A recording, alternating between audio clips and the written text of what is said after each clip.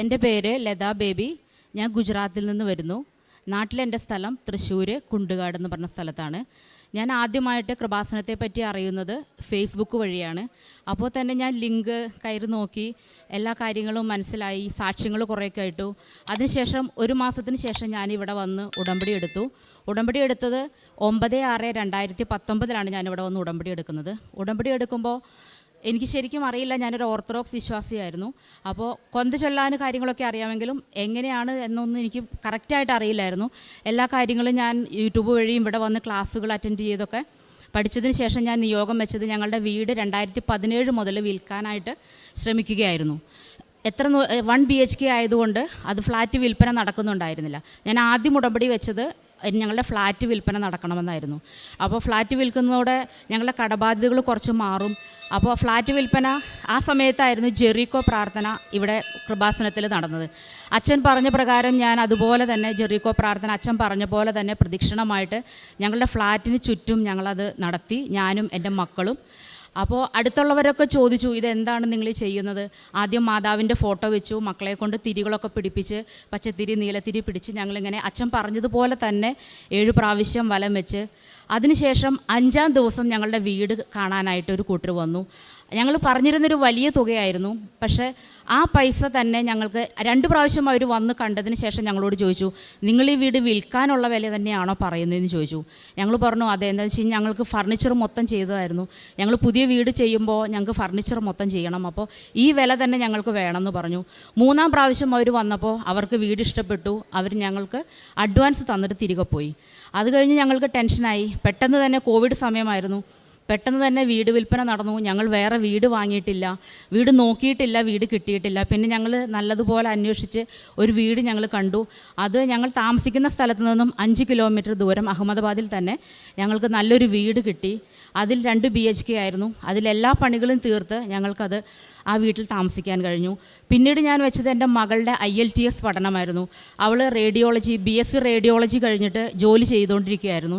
അവൾക്ക് പഠിക്കുന്നതിന് മുമ്പേ ഉള്ള ആഗ്രഹമാണ് അവൾക്ക് വിദേശത്ത് പോയി ജോലി ചെയ്യണമെന്ന്. പക്ഷേ IELTS ഞാൻ ഈ സാക്ഷ്യങ്ങളൊക്കെ കേൾക്കുമ്പോൾ IELTS എന്ന് പറയുന്നത് ഒരു വല്ലാത്തൊരു കടമ്പയാണ്. 1 പ്രാവശ്യം 2 പ്രാവശ്യം 3 പ്രാവശ്യം 10 പ്രാവശ്യമൊക്കെ എഴുതിയവരുടെ സാക്ഷ്യങ്ങൾ ഞാൻ കേട്ടിട്ടുണ്ട്. അപ്പോൾ മോളെ കൊണ്ട് സാധിക്കില്ല. അവൾ പറഞ്ഞു 1 പ്രാവശ്യം എഴുതണമെന്ന് പറഞ്ഞു. ടീക്കെ 1 പ്രാവശ്യം എഴുതിയിട്ട് അവൾ തോറ്റു കഴിയുമ്പോൾ അവൾ അതിൽ നിന്ന് പിന്തിരിപ്പിക്കാമെന്ന് വിചാരിച്ചു. പക്ഷേ ഞാൻ ഉടമ്പടിയിൽ വെച്ചിട്ടുണ്ടായിരുന്നു, മകൾക്ക് ഇങ്ങനെ ഒരു ആഗ്രഹമുണ്ട്, IELTS പാസ്സാവണം. ഫസ്റ്റ് അറ്റംപ്റ്റിൽ തന്നെ അവൾ പാസ്സായി. അത് കഴിഞ്ഞ് HCPC രജിസ്ട്രേഷൻ എന്ന് പറഞ്ഞിട്ടൊരു രജിസ്ട്രേഷൻ ഉണ്ട് UK-യുടെ. അത് ചെയ്താലാണ് റേഡിയോഗ്രാഫർ മറ്റുള്ള ജോലികൾക്കൊക്കെ അവിടെ ചെയ്യണമെങ്കിൽ നമ്മൾക്കൊരു രജിസ്ട്രേഷൻ ചെയ്യണം. ആ രജിസ്ട്രേഷന് വേണ്ടി ഇവൾ അപ്ലൈ ചെയ്തു. 1 മാസം ഞാനപ്പോൾ ഇവിടെ ഉടമ്പടി പുതുക്കിയതിന് ശേഷമായിരുന്നു HCPC രജിസ്ട്രേഷന് വേണ്ടി ഞാൻ അപ്ലൈ ചെയ്തത്, മോൾ അപ്ലൈ ചെയ്തത്. അപ്പോൾ ഞാൻ പറഞ്ഞു, അമ്മേ എത്രയും പെട്ടെന്ന് മോൾക്ക് പോകണമെങ്കിൽ ഈ രജിസ്ട്രേഷൻ പാസ്സായി കിട്ടണം. 1 മാസവും 4 ദിവസവും കൊണ്ട് HCPC രജിസ്ട്രേഷൻ അത്ര സമയം കൊണ്ട് കിട്ടുന്നതല്ല. ഞങ്ങൾ ഈ പ്രാർത്ഥന ചൊല്ലി ഞാൻ വിശ്വാസമാണ് 33 പ്രാവശ്യം ചൊല്ലുമായിരുന്നു. 3 മണിക്ക് എണിച്ച് ഞാൻ പ്രത്യക്ഷീകരണ പ്രാർത്ഥന കൈവിരിച്ച് ഞാനും മോളും ചൊല്ലും. 5:30 എണിച്ച് ഞങ്ങൾ അതുപോലെ തന്നെ പ്രാർത്ഥന ചൊല്ലുമായിരുന്നു. 1 മാസവും 4 ദിവസവും കൊണ്ട് എനിക്ക് HCPC രജിസ്ട്രേഷൻ മോളുടെ നടന്നു കിട്ടി. അത് കഴിഞ്ഞിട്ട് ഈ HCPC രജിസ്ട്രേഷൻ നടന്നു കിട്ടിയെങ്കിലും ഇൻ്റർവ്യൂകൾക്കൊക്കെ അയക്കുമ്പോൾ അവൾക്ക് റിജക്ഷൻ ആയിരുന്നു വന്നുകൊണ്ടിരുന്നത്. അപ്പോൾ മോള് പറഞ്ഞു, മമ്മി ഇനി രജിസ്ട്രേഷൻ നോക്കിയിരുന്നുകൊണ്ട് നമുക്ക് പെട്ടെന്ന് UK-യിൽ എത്താൻ പറ്റില്ല, നമുക്ക് സ്റ്റുഡൻറ്റ് വിസയിൽ എങ്ങനെയെങ്കിലും പോകണമെന്ന് പറഞ്ഞു. അങ്ങനെ അവൾ സ്റ്റുഡൻറ്റ് വിസയ്ക്ക് അപ്ലൈ ചെയ്തു. അവൾക്കൊരു യൂണിവേഴ്സിറ്റിയിൽ ജോയിൻ ചെയ്തു. ആദ്യം യൂണിവേഴ്സിറ്റി ഒരെണ്ണം കിട്ടി. അത് കിട്ടിയത് സ്കോട്ട്ലാൻഡിലായിരുന്നു. സ്കോട്ട്ലാൻഡിൽ കിട്ടിക്കഴിഞ്ഞപ്പോൾ ആരൊക്കെയോ പറഞ്ഞു അവിടെ ബ്രാൻഡി കമ്പനികൾ ഒരുപാടുള്ളതാണ്, അവിടെ പോയി കഴിഞ്ഞാൽ പോലീസുകാരാണ്, അവിടെ പാർട്ട് ടൈം ജോലി കിട്ടണമെങ്കിൽ 2 മണിക്കൂർ ഗ്ലാസ്ഗോയിലേക്ക് ട്രാവൽ ചെയ്യണം, പാർട്ട് ടൈം ജോലി കിട്ടാൻ ബുദ്ധിമുട്ടാണെന്ന് പറഞ്ഞു. അപ്പോൾ അവൾ ആ വർഷം അവൾ ഡ്രോപ്പ് ചെയ്തു. അതൊക്കെ കേട്ട് പേടിച്ചു മോൾ, ഒറ്റയ്ക്കല്ലേ പോകുന്നതും. അപ്പോൾ പിന്നീട് ആൾക്കാരൊക്കെ ചോദിക്കാൻ തുടങ്ങി, നീ UK പോകാൻ തുടങ്ങിയിട്ട് 1 വർഷമായല്ലോ, ഇതുവരെ പോക്ക് നടന്നില്ലേ എന്ന് ചോദിച്ചു. പിന്നെ അവൾ ആരോടും പറഞ്ഞില്ല എവിടെ പോകുന്നതെന്നോ, അല്ലെങ്കിൽ അപ്ലൈ ചെയ്ത് ഞാൻ പോലും അറിഞ്ഞില്ല. പിന്നീട് അവൾക്ക് UK-യിൽ നോട്ടിംഗ്ഹാം ട്രെൻറ്റ് യൂണിവേഴ്സിറ്റിയിൽ അഡ്മിഷൻ കിട്ടി. അഡ്മിഷൻ കിട്ടുമ്പോഴും ഞങ്ങളുടെ കയ്യിൽ ഒരു പൈസ പോലുമില്ല. എല്ലാം മാതാവ് ഞങ്ങൾക്ക് ഒരുക്കി തന്നു, എല്ലാ കാര്യങ്ങളും. അതിനുശേഷം ഞങ്ങൾക്ക് ലോൺ എടുക്കേണ്ട കാര്യം വന്നു. ലോണിനാണെങ്കിൽ ഞങ്ങളുടെ വീടിന് ഓൾറെഡി ലോൺ ഉള്ളതാണ്. അപ്പോൾ മോൾക്ക് വീണ്ടും ഒരു ലോൺ അതിൻ്റെ മുകളിൽ കിട്ടില്ല. അപ്പോൾ ഞങ്ങളാകെ ടെൻഷനായി. വേറെ ഞങ്ങൾക്ക് ലോൺ വെക്കാനായിട്ട് ഒരു വസ്തുക്കളുമില്ല. പിന്നീട് ഞങ്ങൾ എൻ്റെ ഹസ്ബൻഡിൻ്റെയും പേരിൽ ബിസിനസ്സിൻ്റെ IT റിട്ടേൺ ചെയ്യുന്നുണ്ട്. അവസാനമാണ് ഞങ്ങൾ IT റിട്ടേൺ വെച്ചിട്ട് ഞങ്ങൾക്ക് ലോൺ, മോൾക്ക് പഠിക്കേണ്ടതായ 15 ലക്ഷം രൂപ ഞങ്ങൾക്ക് IT റിട്ടേൺ വഴി ലഭിച്ചു. അതും എല്ലാം ഒരുപാട് ഞങ്ങൾ സെർച്ച് ചെയ്തതിന് ശേഷം അവസാനമായിട്ടൊരു കച്ചിത്തുരുമ്പ് പോലെ മാതാവ് ഞങ്ങൾക്ക് മുൻപോട്ടിട്ട് തന്നതാണ്. എന്ന് വെച്ച് കഴിഞ്ഞാൽ 2 കൊല്ലം മുമ്പാണ് ഞങ്ങൾ വീടിന് ITയും വീടിൻ്റെ പേപ്പറും വെച്ച് ഞങ്ങൾ ലോൺ എടുത്തത്. പിന്നീട് ആ 2 വർഷത്തിന് ശേഷമാണ് ഞങ്ങൾക്ക് മോൾക്ക് ഇത്രയും വലിയൊരു ലോൺ എമൗണ്ട് കിട്ടിയത്. അത് മോളും ലൈറ്റ് ക്യാൻഡിൽ പ്രയർ ഇടും, മോളും ഓൺലൈനായിട്ട് ഉടമ്പടി എടുത്തു. അതിൻ്റെ ഫലമായിട്ട് മോൾക്ക് ലോണും ലഭിച്ചു. പിന്നീട് എങ്ങനെയാണെന്ന് ഞങ്ങൾക്ക് പറയാൻ പറ്റില്ല.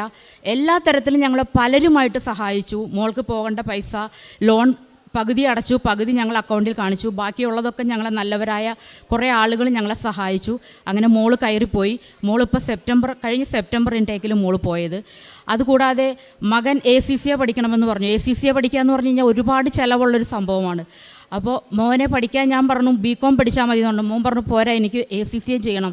എന്നുവെച്ചാൽ പപ്പയുടെ കഷ്ടപ്പാട് മാറണമെങ്കിൽ ഞാൻ എത്രയും പെട്ടെന്ന് പഠിച്ച് ഒരു ജോലിയിൽ കയറണം. അപ്പോൾ മോനോട് പറഞ്ഞു, അവൻ ഒപ്പം ACCAയും BComഉം ഒരുമിച്ചെടുത്തു. അതും ഞങ്ങൾക്ക് നല്ലവരായൊരു മനുഷ്യൻ ഞങ്ങളെ സഹായിച്ചു മോനെ പഠിപ്പിക്കാനായിട്ട്. അതും എല്ലാം മാതാവിൻ്റെ ഒരൊറ്റ കരുണ കൊണ്ടാണ്. മാതാവില്ലായിരുന്നെങ്കിൽ എൻ്റെ മക്കൾ ഇവിടെ ഒരിക്കലും എത്തില്ലായിരുന്നു. അപ്പം മോൻ ACCA പഠിച്ചു. ഇപ്പോൾ 9 എക്സാം മോൻ്റെ പാസ്സായി. ഇനി 4 എക്സാമും കൂടിയുണ്ട്. മോൻ അടുത്ത ജൂണിൽ മോൻ്റെ എക്സാം കഴിയുമ്പോൾ മോൻ പറഞ്ഞു, അപ്പോൾ അച്ഛൻ പറയുന്നുണ്ട്, എപ്പോഴും അമ്മമാർക്ക് ഇട്ട് കൊടുക്കരുത് പ്രാർത്ഥന, മക്കൾക്ക് അനുഗ്രഹം വേണമെങ്കിലും മക്കൾ തന്നെ പ്രാർത്ഥിക്കണം എന്ന് പറഞ്ഞു. മകൻ ഇത് യൂട്യൂബിലൂടെ കേട്ട് കഴിഞ്ഞപ്പോൾ മകൻ ഇപ്രാവശ്യം എന്നോട് പറഞ്ഞു, അമ്മ എനിക്ക് ഉടമ്പടി എടുക്കണം എന്ന് പറഞ്ഞു. അപ്പോൾ അവൻ ജൂണിൽ വന്നിട്ട് അവൻ ഉടമ്പടി എടുക്കും. മോളും ഇതുപോലെ തന്നെ ഉടമ്പടി എടുത്തിട്ടാണ് മോള് പോയിരിക്കുന്നത്. പിന്നെ ഞങ്ങൾ കാരുണ്യപ്രവൃത്തിയായിട്ട് ഞാൻ ചെയ്യുന്നത്, ഞങ്ങൾക്ക് അവിടെ ഗുജറാത്തിൽ തന്നെ വൃദ്ധരെ താമസിപ്പിക്കുന്ന ഒരു ആശ്രമമുണ്ട്, ഫ്രീ ആയിട്ട് നടത്തുന്ന. ഒരുപാട് അമ്മമാർ അപ്പന്മാരും അവിടെ മക്കളുള്ളവരും ഇല്ലാത്തവരൊക്കെ ഒരുപാട് പേരുണ്ട്. ഞങ്ങൾ അവരെ പോയി കാണും. എന്നെക്കൊണ്ട് പറ്റുന്ന സഹായങ്ങൾ, അതിൽ വയ്യാതിരിക്കുന്ന അമ്മമാരെ കുളിപ്പിക്കാൻ വേണ്ടി അവിടെ നോർത്തിലൊക്കെ എങ്ങനെയാണെന്ന് വെച്ച് കഴിഞ്ഞാൽ രാവിലെ തന്നെ ആൾക്കാർ കുളിക്കും. വരുന്ന വെള്ളം ചൂട് വെള്ളം വരുന്നത്. അപ്പോൾ 6 മണിക്ക് മുമ്പ് അവർ കുളിച്ചിരിക്കും. അപ്പം ഞാനും മോളും 5:30 ആകുമ്പോൾ പ്രത്യക്ഷീകരണ പ്രാർത്ഥന കഴിഞ്ഞാൽ ഞങ്ങൾ വണ്ടിയെടുത്ത് 5 കിലോമീറ്റർ ദൂരെയാണ്. അവിടെ പോയി അവരെ കുളിപ്പിച്ച്, അപ്പോൾ അവർക്ക് ഷാമ്പു ചെയ്യാനായിട്ട് ഒരു ദിവസമുണ്ട് തലയിൽ. ആ ദിവസം അവർ പറയും ഇന്ന ദിവസം ചെയ്യണമെന്ന് പറയും. അങ്ങനെ ഞങ്ങൾ ചെന്ന് അവരെ കുളിപ്പിച്ച് അവരെ തുണികൾ കഴുകി അവരെ നഖം വെട്ടി എല്ലാ കാര്യങ്ങളും ചെയ്തു കൊടുക്കും. ഞാനും മോൾ UK പോകുന്നവരെ മോളും എൻ്റെ ഒപ്പം വരുമായിരുന്നു. എല്ലാ സൺഡേയിലും അവർക്കൊന്നും കൊടുത്തില്ലെങ്കിലും അവരോട് കൂടി ഇരുന്ന് സംസാരിക്കുക, അവരെ കെയർ ചെയ്യുക. ഇപ്പോൾ അവിടെ ചെല്ലുമ്പോൾ തന്നെ അവർ പറയും എൻ്റെ മകൾ വന്നു, എൻ്റെ മക്കൾ വന്നു എന്നാണ് അവർ പറയുന്നത്. അത്രയ്ക്ക് സന്തോഷമാണ് അവർക്ക്. പിന്നെ അവർക്ക് എന്നെക്കൊണ്ട് പറ്റുന്ന കാര്യങ്ങൾ, ചെറിയ ചെറിയ കാര്യങ്ങൾ അവർ പറയും, വലിയ കാര്യങ്ങളൊന്നും പറയില്ല. ഇപ്പോൾ അവർ എല്ലാ മുറികളിലും ഇപ്പം നമ്മൾ മാതാവിനെയൊക്കെ വെച്ച് പ്രാർത്ഥിക്കുന്ന പോലെ അവരുടെ വിശ്വാസമുള്ള ദൈവത്തെ അവർ പൂജിക്കും. അപ്പോൾ അവർക്ക് അഗർബത്തി വേണം. എന്നും അവരൊരു ദിവസം 4 അഗർബത്തി വെച്ച് അവർ പൂജിക്കും. അപ്പോൾ അവർ പറയും അഗർബത്തി മേടിച്ചുകൊണ്ടിരാൻ പറയും. അങ്ങനെ അഗർബത്തി മേടിച്ചുകൊണ്ട് കൊടുക്കും. ചെറിയ ചെറിയ സാധനങ്ങൾ, നമ്മളെ കൊണ്ട് ഒക്കുന്ന സാധനങ്ങളാണ് കൊടുക്കുന്നത്. അതൊക്കെ വാങ്ങിക്കൊണ്ട് കൊടുക്കും. അവർക്ക് വേണ്ടുന്ന സാധനങ്ങൾ പഴയതാണെങ്കിലും അത്ര ബുദ്ധിമുട്ടില്ലാത്ത കുഴപ്പമില്ലാത്ത ഡ്രസ്സുകൾ അവർക്ക് കൊണ്ടു കൊടുക്കും. പിന്നെ റോഡ് സൈഡിലൊക്കെ ഇരിക്കുന്നവർക്ക് ഞാൻ വീക്കെൻഡിലും മാസത്തിൽ 1-2 പ്രാവശ്യം അവിടെ അധികവും ആൾക്കാർ കഴിക്കുന്ന കിച്ചടി എന്ന് പറയുന്നൊരു ചോറും പരിപ്പും കൂടി വേവിക്കുന്നതാണ്. അതാണ് അവിടെ ഉള്ളവർക്ക് ഇഷ്ടം. കിച്ചടിയും കടിയും മോര് കാച്ചിയതുമാണ് കൊടുക്കുന്നത്. അത് എല്ലാ വീക്കെൻഡിലും ഞങ്ങൾ 2 ആഴ്ച കൂടുമ്പോഴൊക്കെ ഞങ്ങൾ കൊടുക്കാറുണ്ട്. പിന്നെ മാതാവിൻ്റെ അനുഗ്രഹം, പിന്നെ ഞാൻ അഖണ്ഡ ജപമാല അവിടെ നടത്തുന്നുണ്ട്, ഒരു ഗ്രൂപ്പ്. എനിക്കിവിടെ അച്ഛൻ പറഞ്ഞപ്പോൾ തോന്നി എന്തുകൊണ്ട് ഗുജറാത്തിലൊരു അഖണ്ഡ ജപമാല ഗ്രൂപ്പ് തുടങ്ങിക്കൂടാ. അപ്പോൾ ഞാനിവിടെ അന്വേഷിച്ചപ്പോൾ പറഞ്ഞു 6 പേരെങ്കിലും ഉടമ്പടി എടുത്തവർ വേണമെന്ന്. അപ്പോൾ 5 പേര് ഞാൻ അന്വേഷിച്ചിട്ട് കിട്ടി. പിന്നെ ഒരാൾ ഞാൻ ചോദിച്ചു ഓൺലൈനിലാണ് ഉടമ്പടി എടുത്തിരിക്കുന്നത്. അപ്പോൾ പറഞ്ഞു ഓക്കെ, ഓൺലൈനിൽ ഉടമ്പടി എടുത്തവരും പറ്റുമെന്ന് പറഞ്ഞു. 6 പേരുടെ പേര് ഞാനിവിടെ രജിസ്റ്റർ ചെയ്ത് എനിക്ക് ഇവിടുന്ന് ഷൈൻ എന്ന് പറഞ്ഞൊരു ബ്രദർ എനിക്ക് അഖണ്ഡ ജപമാല അയച്ചു തന്നു. ഈ ജനുവരി മാസം മുതൽ പിന്നീട് ഞാൻ അന്വേഷിച്ച് കഴിഞ്ഞപ്പോൾ ഇപ്പോൾ എൻ്റെ അഖണ്ഡ ജപമാല ഗ്രൂപ്പിൽ 17 പേരുണ്ട്. ഞങ്ങൾ എല്ലാ മാസവും മുടങ്ങാതെ അഖണ്ഡ ജപമാല ചൊല്ലുന്നുണ്ട്. ഈ ജനുവരി മുതൽ തുടങ്ങി ഈ കഴിഞ്ഞ മാസം വരെ, ഈ മാസത്തെ ബാക്കിയാണ്, കഴിഞ്ഞ മാസം വരെ കറക്റ്റായിട്ട് ഞങ്ങൾ ഓരോരുത്തരുടെ വീട്ടിൽ അഖണ്ഡ ജപമാല കംപ്ലീറ്റ് ചൊല്ലുന്നുണ്ട്. പിന്നെ അഖണ്ഡ ജപമാലയിൽ കിട്ടിയ ഒരുപാട് അനുഗ്രഹങ്ങളുണ്ട്. ഈ 17 പേർക്കും ഓരോ തരത്തിൽ ഓരോ അനുഗ്രഹങ്ങളുണ്ട്. എനിക്ക് കിട്ടിയ അനുഗ്രഹം എന്താണെന്ന് വെച്ചാൽ, എൻ്റെ മകൾ UK-യിലാണെന്ന് ഞാൻ പറഞ്ഞല്ലോ. അവൾക്കൊരു വയറുവേദന വന്നു. അവൾ എന്നോട് പറഞ്ഞില്ല. എന്ന് വെച്ച് കഴിഞ്ഞാൽ എനിക്ക് സങ്കടമാവും, മമ്മി കരയുമെന്ന് പറഞ്ഞിട്ട് അവൾ എൻ്റെ അടുത്ത് പറഞ്ഞില്ല. പിന്നെ കൂടെയുള്ളവരാണ് പറഞ്ഞത് ആഗനിക്ക് വയറുവേദനയാണ്, ഡോക്ടറെ കാണണമെങ്കിൽ അവിടെയൊക്കെ ഡോക്ടറെ കാണണമെങ്കിൽ ഈ ആഴ്ച അപ്പോയിൻമെൻ്റ് എടുത്ത് നെക്സ്റ്റ് വീക്ക് അപ്പോയിൻമെൻറ്റ് കിട്ടും, അതിൻ്റെ പിറ്റത്തെ വീക്കിലാണ് മെഡിസിൻ കിട്ടുക. അപ്പോഴത്തേക്കും ഇവൾക്ക് ഭയങ്കര വയറുവേദനയായി. അപ്പോൾ അഖണ്ഡ ജപമാലയുടെ സമയമായപ്പോൾ ഇവളോട് ഞാൻ ചോദിക്കുമ്പോൾ അവൾ പറയുന്നുണ്ട് പാരസെറ്റാമോൾ കഴിക്കും, അപ്പോയിൻമെൻറ്റ് എടുത്തിട്ടുണ്ട്, ഡോക്ടറെ കാണണം എന്നൊക്കെ പറഞ്ഞെങ്കിലും ഞാൻ ചോദിക്കുമ്പോൾ ഒക്കെ പറയും കുഴപ്പമില്ല എന്ന്. അപ്പോൾ അവൾ ഇവിടുന്ന് പോകുന്നതിന് മുമ്പ് അവൾക്ക് അപ്പൻഡിക്സിൻ്റെ സൈഡിലൊരു ഇൻഫ്ലമേഷൻ പോലെ ഉണ്ടായിരുന്നു. അത് മരുന്ന് കഴിച്ചത് കംപ്ലീറ്റ് മാറിയിട്ടായിരുന്നു അവൾ പോയത്. അപ്പോൾ ആ മരുന്നിൽ കുറച്ച് ബാക്കി ഉണ്ടായിരുന്നു, അവളുടെ കയ്യിലുണ്ടായിരുന്നു. ഞാൻ പറഞ്ഞു നീ ഇത് കണ്ടിന്യൂ ചെയ്ത് കഴിക്കുക, ഡോക്ടറെ കാണാൻ പറഞ്ഞു. ഡോക്ടറെ കണ്ടു കഴിഞ്ഞെങ്കിലും ഡോക്ടർമാർ പെട്ടെന്ന് തന്നെ മരുന്ന് തന്നില്ല, അവർ സ്കാനിങ്ങിന് എഴുതിയിട്ടില്ല, അവർ യൂറിൻ ചെക്ക് ചെയ്യാൻ പറഞ്ഞു. യൂറിൻ ചെക്ക് ചെയ്യാനും ഒരാഴ്ച വീക്ക് അവർ സമയം കൊടുത്തു. അതിനുശേഷമാണ് യൂറിൻ ചെക്ക് ചെയ്തത്. അപ്പോൾ അവർ പറഞ്ഞു യൂറിനിൽ എന്തോ സംശയം അവർക്കുണ്ട്, കിഡ്നിക്ക് എന്തോ തകരാറുണ്ട്, വീണ്ടും ഒന്നോടെ യൂറിൻ ചെക്ക് ചെയ്യണമെന്ന് പറഞ്ഞു. വീണ്ടും യൂറിൻ ചെക്ക് ചെയ്തപ്പോൾ വീണ്ടും ഒരാഴ്ച 2 ആഴ്ച അങ്ങനെ നീണ്ടു പോവാണ്, 3 ആഴ്ച 4 ആഴ്ചയായി. അപ്പോൾ ആ സമയത്താണ് അഖണ്ഡ ജപമാലയിൽ ഞാൻ അന്നത്തെ അഖണ്ഡ ജപമാല ചൊല്ലിയതിൽ ഞാൻ കണ്ണുനീരോടെയാണ് പ്രാർത്ഥിച്ചത്. ഞാൻ പറഞ്ഞു അമ്മേ നിൻ്റെ കയ്യും പിടിച്ചാണ് ഞാൻ എൻ്റെ മകളെ പറഞ്ഞു വിട്ടത്, എനിക്കിന്ന് വേറെ ഒന്നും അറിയണ്ട, എൻ്റെ മകൾക്കൊരു കുഴപ്പവും വരരുത്, ഞാൻ നിൻ്റെ കയ്യും പിടിച്ചാണ് വിട്ടത്, ഉടമ്പടി എടുത്തിട്ടാണ് എൻ്റെ മകൾ പോയത്. അത് കഴിഞ്ഞ് ഒരാഴ്ച കഴിഞ്ഞപ്പോൾ അവൾ പറഞ്ഞു മമ്മി ഒരു കുഴപ്പവുമില്ല, എനിക്ക് കുഴപ്പമൊന്നുമില്ല, ഇപ്പോൾ വേദന കുറവുണ്ടെന്ന് പറഞ്ഞു. അപ്പോൾ ഡോക്ടർ അപ്പോഴത്തേക്ക് അവൾക്ക് ആൻറ്റിബയോട്ടിക് കൊടുത്തു. ആൻറ്റിബയോട്ടിക് പിന്നെയും കിട്ടിയത് 5 ദിവസത്തിന് ശേഷമാണ്. അവൾ ആൻറ്റിബയോട്ടിക് കഴിച്ചു, വേദന കുറവുണ്ടെന്ന് പറഞ്ഞു. പിന്നീട് അവൾക്ക് പോസ്റ്റൽ വഴിയാണ് അവൾക്ക് സ്കാനിങ്ങിന് അപ്പോയിൻമെൻറ്റ് കിട്ടിയത്.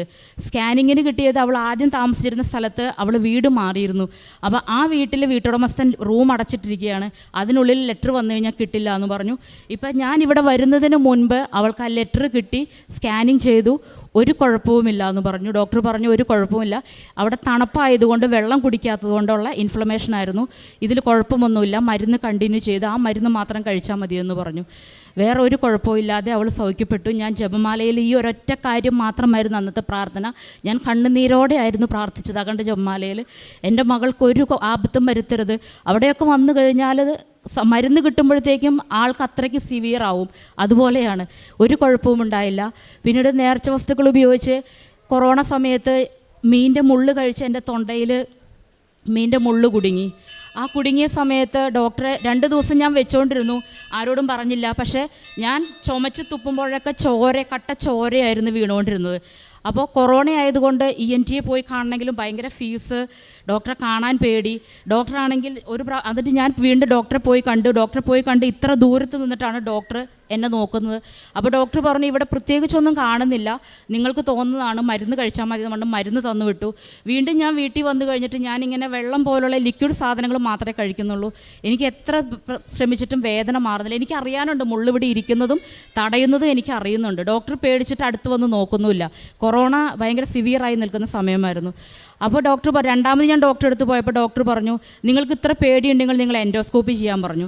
എൻഡോസ്കോപ്പി ചെയ്യാനായിട്ട് ചെന്ന് കഴിഞ്ഞപ്പോൾ അയാൾ പറഞ്ഞു മയക്കണ മരുന്നും എല്ലാം കൂട്ടിയിട്ട് 10,000 രൂപ വരുമെന്ന് പറഞ്ഞു. ആ സമയം സിവിയർ കൊറോണ, എൻ്റെ ആകെ 500 രൂപയും കൊണ്ടായിരുന്നു ഞാൻ പോയത്. ഞാൻ തിരിച്ച് വീട്ടിൽ വന്നു. അപ്പോൾ ഞാൻ കൃപാസനത്തിൽ ഗ്രൂപ്പിലൊരു മെസ്സേജ് ഇട്ടു എനിക്ക് ഇങ്ങനെയാണെന്ന് പറഞ്ഞപ്പോൾ ആ ചേട്ടൻ പറഞ്ഞു മോളെ ഉപ്പ് മോളുടെ കയ്യിലില്ലേ, ഉപ്പ് ക്യാൻസറിനെ വരെ സുഖപ്പെടുത്തുന്നതാണ്, മോളൊരു കാര്യം ചെയ്യും, വീട്ടിൽ ചെന്ന് ചെറു ചൂടിൽ ഉപ്പ് വെള്ളത്തിലിട്ടിട്ട് തൊണ്ടയിൽ പറ്റാവുന്ന സമയം പിടിക്കാൻ പറഞ്ഞു. ഞാൻ വന്ന വഴി അപ്പോൾ അന്ന് 15 നോയമ്പ് തുടങ്ങുകയാണ്. അപ്പോൾ ഞാൻ മോളോട് പറഞ്ഞു ഇല്ല ഈ മുള്ള് മാതാവ് എടുത്തു മാറ്റും, നാളെ നൊയമ്പ് തുടങ്ങുകയല്ലേ, ഞാൻ എന്തായാലും ഉപവാസം എടുത്ത് പ്രാർത്ഥിക്കുന്നുണ്ട്, ഉടമ്പടി എടുത്തതല്ലേ, നമുക്ക് വീട്ടിൽ പോകാമെന്നും പറഞ്ഞ് വീട്ടിൽ പോയി. മോള് പറഞ്ഞു മമ്മി എല്ലാത്തിലും വലുതല്ലേ തൊണ്ടയിലെ, നമുക്ക് എൻഡോസ്കോപ്പി ചെയ്യാമെന്ന് പറഞ്ഞു. ഞാൻ പറഞ്ഞു ഇല്ല ഞാൻ ചെയ്യുന്നില്ല, നമുക്ക് വീട്ടിൽ പോകാമെന്ന് പറഞ്ഞു. വീട്ടിൽ വന്ന് ഞാനൊരു 3-4 പ്രാവശ്യം വന്നിട്ട് ചെറു ചൂട് വെള്ളം കുടിക്കാവുന്ന പറ്റത്തിൽ ഞാൻ ആ ചൂട് വെള്ളം തൊണ്ടയിൽ പിടിച്ചു. അന്ന് വൈകുന്നേരം ബാക്കിയിരുന്ന മീൻകറി കഴിച്ച് ഞാൻ ചോറുണ്ടോ എന്നുള്ളതാണ്. ആ മുള്ള എങ്ങനെ പോയി എന്ന് എനിക്കറിയില്ല. അതുവരെ ഞാൻ ലിക്വിഡ് കഴിച്ചിരുന്നത്, അന്ന് വൈകുന്നേരം ഞാൻ ആ വേദനയും പോയി, എനിക്ക് ആ മുള്ളും പോയി. അത് ഉപ്പ് കൊണ്ട് എനിക്ക് സാധിച്ച വലിയൊരു അനുഗ്രഹമാണ്. പിന്നെ ഞാൻ അവിടെ പത്രങ്ങൾ, ഗുജറാത്തി പത്രം, ഹിന്ദി പത്രം, തമിഴ് പത്രം ഇതൊക്കെ കൊണ്ടു കൊടുക്കും. അപ്പോൾ ഗുജറാത്തി ഒരു ആൻറ്റിയുണ്ട്, ആ ആൻറ്റി ഒത്തിരി തടിയുള്ളതാണ്. ആൻറ്റിയുടെ കാലെങ്ങനെയാണെന്ന് വെച്ച് കഴിഞ്ഞാൽ നമ്മൾ ഈ ചേനയുടെ തൊലി ചെത്തുന്ന പോലെയാണ് ആൻറ്റിയുടെ കാലിരിക്കുന്നത്.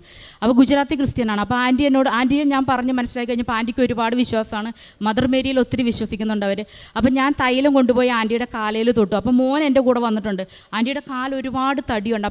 അപ്പോൾ മോൻ എന്നോട് ചോദിച്ചു മമ്മി അതിൻ്റെ കാല് കണ്ടിട്ട് പേടിയായില്ലേ മമ്മിക്ക് എന്ന് ചോദിച്ചു. ഇല്ല, ഞാൻ പറഞ്ഞു എന്തായാലും നമുക്ക് പുരട്ടി നോക്കാം, മാതാവിൻ്റെ അത്ഭുതം ആൻറ്റിയിൽ നടക്കുമെന്ന് ചോദിക്കാമെന്ന് പറഞ്ഞു. അങ്ങനെ ഞാൻ ഒരു പ്രാവശ്യം ഞാൻ ആൻറ്റിയുടെ കാലിലെ തൈലം പുരട്ടി. അവരെന്നോട് തൈലം ചോദിച്ചു. ഞാൻ പറഞ്ഞു ഇത് ഉടമ്പടി എടുക്കുന്നവർക്ക് മാത്രമുള്ളതാണ്, ആൻറ്റിക്ക് എപ്പോൾ ആവശ്യം ഉണ്ടെങ്കിലും ഞാൻ വന്ന് പുരട്ടി തരാമെന്ന് പറഞ്ഞു. അങ്ങനെ ഞാൻ കൊണ്ട് പുരട്ടി കൊടുത്തു. പിന്നീട് ചെന്ന് കഴിഞ്ഞപ്പോൾ ആൻറ്റിയുടെ നോർമൽ കാല് പോലെയായി. ഒരു ചൊറിച്ചിലോ പൊട്ടലോ ഒന്നുമില്ല. ചേന ചെത്തി പോലെ ഇരുന്ന കാല് ചലമിങ്ങനെ ഒഴുകിക്കൊണ്ടിരുന്ന കാലായിരുന്നു. അത് പൂർണ്ണമായിട്ടും മാറി. ഇപ്പം ആൻറ്റിക്ക് ഇവിടെ വരണമെന്ന് പറയണു, പക്ഷേ ട്രാവൽ ചെയ്യാനോ ആൻറ്റിക്ക് എഴുന്നേറ്റ് നടക്കാനോ പറ്റാത്തൊരവസ്ഥയാണ് ആൻറ്റി. അതുകൊണ്ടാണ് ആൻറ്റി വരാത്തത്. അതുപോലെ പത്രങ്ങൾ കൊടുക്കുമ്പോൾ ഒരുപാട് ഗുജറാത്തി ക്രിസ്ത്യാനികളും ഹിന്ദുക്കളുമായിട്ടുള്ള ഒരുപാട് പേർക്ക് ഞാൻ പത്രം കൊടുക്കുന്നുണ്ട്. അവർക്ക് നേർച്ച വസ്തുക്കൾ കൊടുത്തിട്ടുണ്ട്. എല്ലാവരും ഒരുപാട് വിശ്വാസത്തിലാണ്. പിന്നെ ഞാൻ ഉടമ്പടി എടുത്തതിന് ശേഷം ഞാൻ ഒരുപാട് പേര് ഇവിടെ കൊണ്ടുവന്നിട്ടുണ്ട്, ഗുജറാത്തിൽ നിന്ന് കൊണ്ടുവന്നിട്ടുണ്ട്. ഇപ്പം ഞാൻ കഴിഞ്ഞ ദിവസം 3 ദിവസമായി ഞങ്ങൾ അടുത്ത സൺഡേ വരെ ഞങ്ങളിവിടെ സ്റ്റേ ചെയ്യുകയാണ്. ഞാനിവിടെ വന്നത് പുതുക്കണം, പിന്നെ എനിക്ക് സാക്ഷ്യം പറയാൻ വേണ്ടി മാത്രമായിട്ടാണ് ഞങ്ങൾ വന്നത്. കഴിഞ്ഞ വർഷം ഉടമ്പടി ജപമാല റാലിക്ക് ഞങ്ങളിവിടെ വന്നിട്ടുണ്ടായിരുന്നു. അന്ന് സാക്ഷ്യം പറയാൻ സാധിച്ചില്ല. അമ്മ മാതാവിൽ നിന്ന് ഒരുപാട് അനുഗ്രഹങ്ങൾ നേടിയ അമ്മ മാതാവിന് തിരുക്കുമാരനും ഒരുപാട് നന്ദികൾ പറയുന്നു.